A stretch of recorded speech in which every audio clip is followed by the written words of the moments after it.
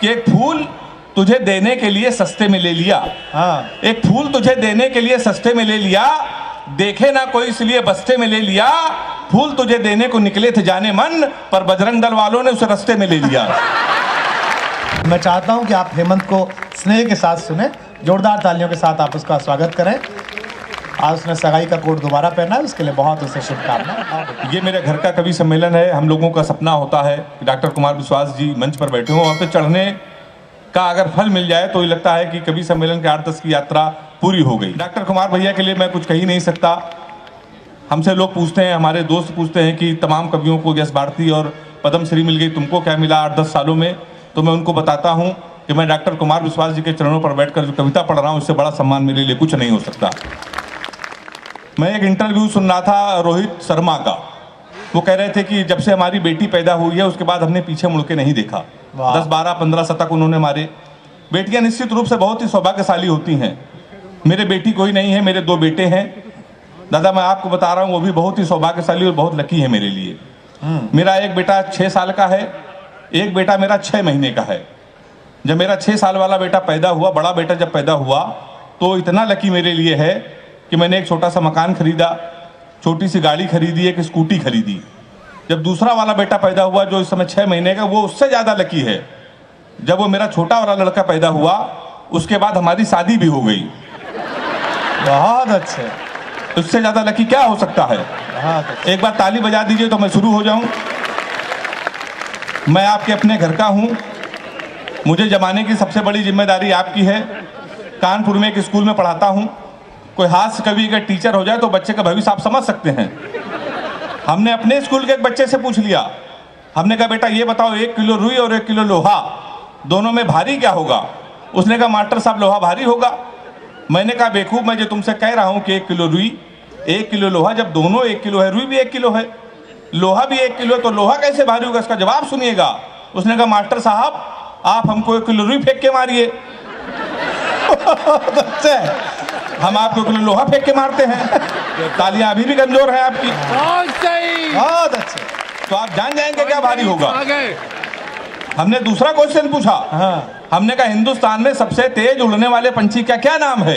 उसने जवाब दिया हाथी। हमने खड़े हो जाओ तुम्हारे बाप क्या करते हैं? उसने कहा दाऊद के गिरोह में शूटर हैं।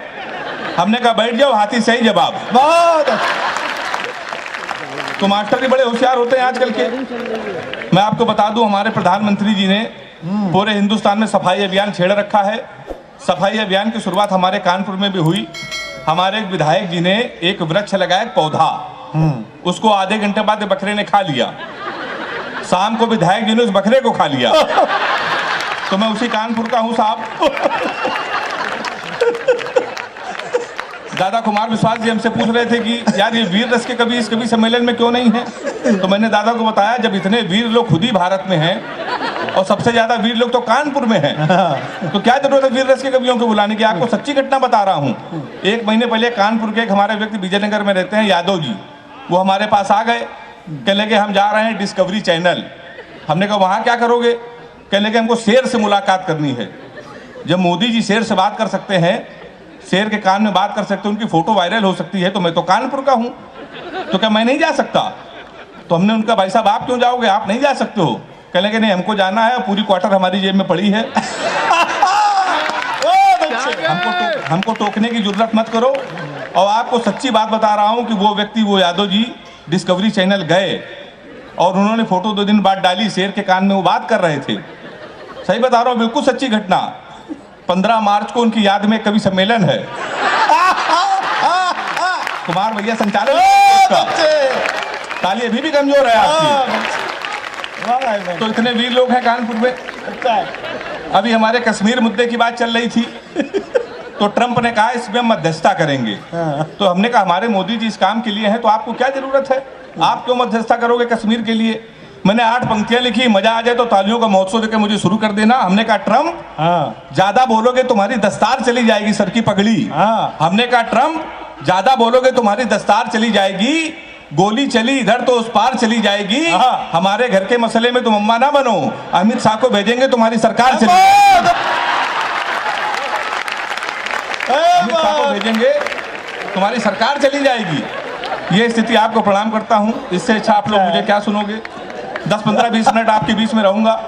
मुमताज जी आएंगी, वो श्रृंगार की बातें करेंगी, प्यार मोहब्बत की बातें। मैंने आज तक श्रृंगार के विषय में कुछ नहीं लिखा। प्यार मोहब्बत के विषय में मैंने आज तक, तो छोड़िए, लड़की को नहीं देखा। 4 पंक्तियां लिखी, मैं प्यार मोहब्बत से क्यों दूर रहता हूँ। अच्छा। कि एक फूल, और चौथी पंक्तियों में मुझे तालियों का आशीर्वाद दीजिएगा, कि एक फूल तुझे देने के लिए सस्ते में ले लिया। एक फूल तुझे देने के लिए सस्ते में ले लिया, देखे ना कोई इसलिए बस्ते में ले लिया। फूल तुझे देने को निकले थे जाने मन, पर बजरंग दल वालों ने उसे रास्ते में ले लिया। तो मैं बहुत देता हूँ साहब, सही बता रहा हूँ आपको। ब्रिगेडियर सर बैठे हैं, बिल्कुल मैं सही बता रहा हूँ। मैंने आज तक प्यार मोहब्बत कभी नहीं किया। अच्छा, प्यार मोहब्बत छोड़िए, हमने किसी लड़की का आज तक गौर से देखा तक नहीं। अच्छा। लड़कियों की बीमारी होती है, बीमारी सही हो तो नौजवान हाथ उठा के मेरा समर्थन करना। लड़कियों की बीमारी होती है, किसी लड़की का आप गौर से देख लो तो कहेंगी देखो कैसे कुत्ते की तरह देख रहा है, ना देखो तो कहेंगी कुत्ता देख भी नहीं रहा है। तो मैं साहब बहुत दूर रहता हूँ प्यार मोहब्बत से। अच्छा, प्यार मोहब्बत तो छोड़िए, हम लोग तो हाथ से कभी हम लोगों को सीरियस नहीं लेता।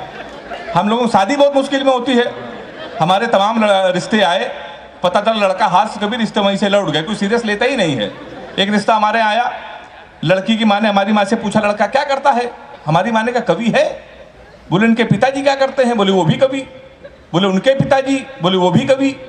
बोली क्या घर में कोई इंसान नहीं है। रिश्ता लौट गया। 1 महीने बाद फिर एक रिश्ता आया, फिर लड़की की माँ ने पूछा लड़का क्या करता। हमारी माँ ने कहा कवि। उन्होंने कहा शादी मंजूर। अच्छा, कवि के नाम से कई रिश्ते लौट गए थे, हमारी माँ ने कहा मंजूर क्यों। वो बोली जोड़ी बहुत अच्छी रहेगी, आपका लड़का कवि, हमारी लड़की पागल है।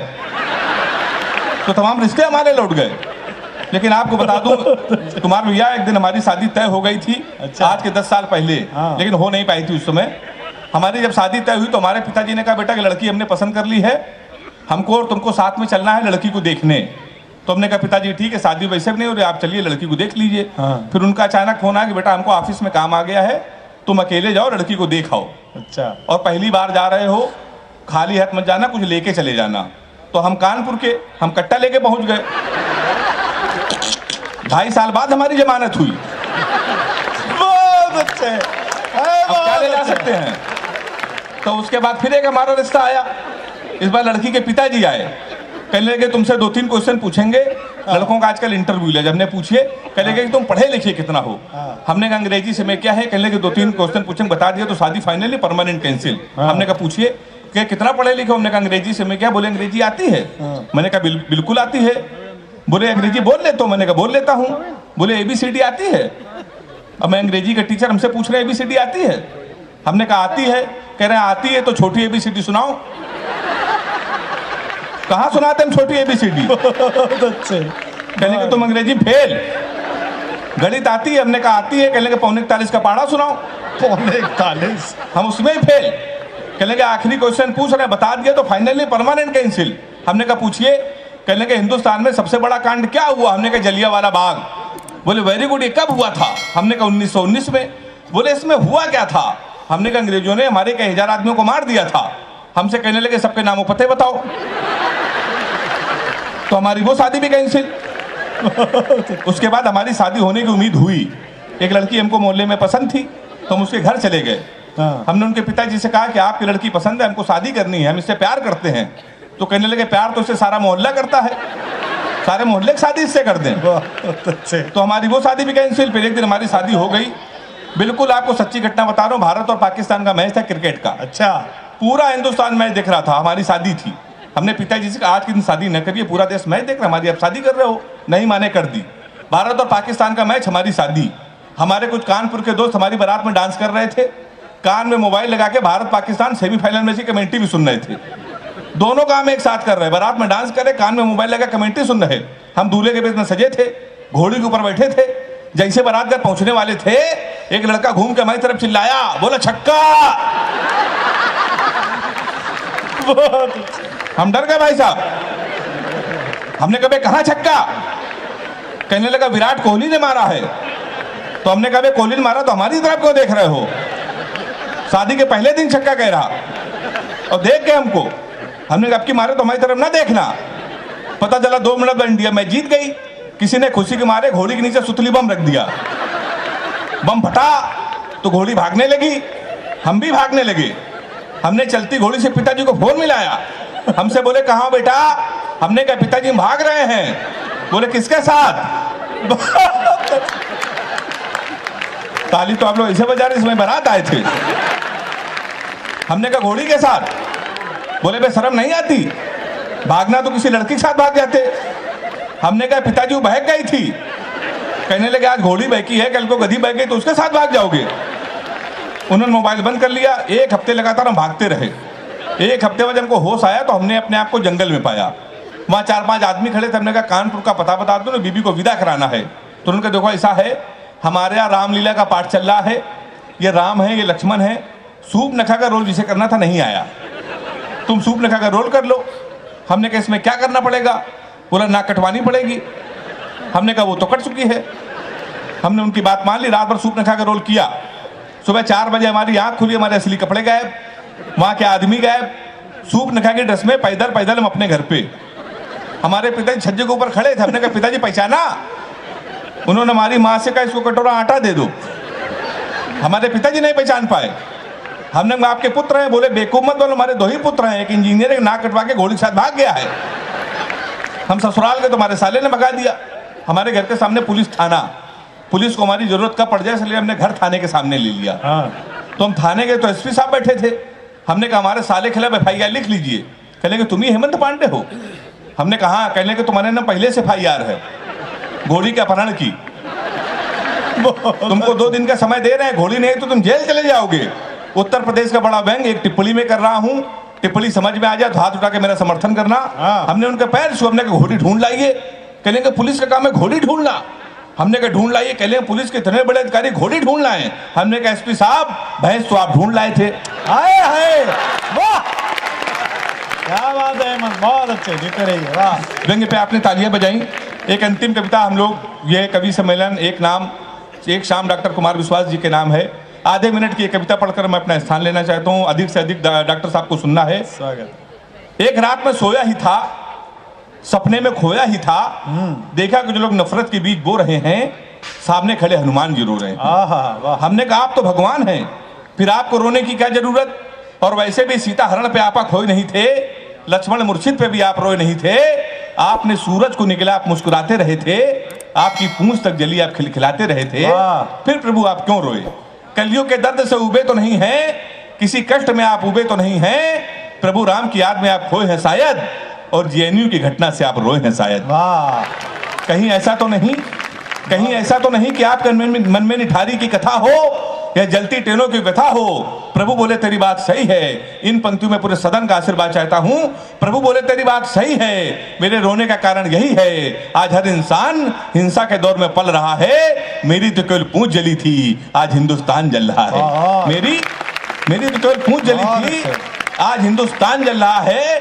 और वैसे भी चुनाव का मौसम आ गया है, कुछ नेता हमारे मंदिरों में आएंगे, हमारी झूठी कस्में खाएंगे। डरता हूं देश आतंकवाद महंगाई लाचारी में ना खो जाए, मंदिर मस्जिद के नाम पे कि दंगा ना हो जाए। क्योंकि जो प्यार को सींचते थे कसाई हो गए, कल तक भाई भाई थे दंगाई हो गए। यदि एक भी बेकसूर का खून धर्म के नाम पे बहा, तो मैं चैन की नींद कैसे सोऊंगा? अभी तक तेरे सपने में रोया था, फिर हकीकत में रोऊंगा। बहुत अच्छा, बहुत अच्छा।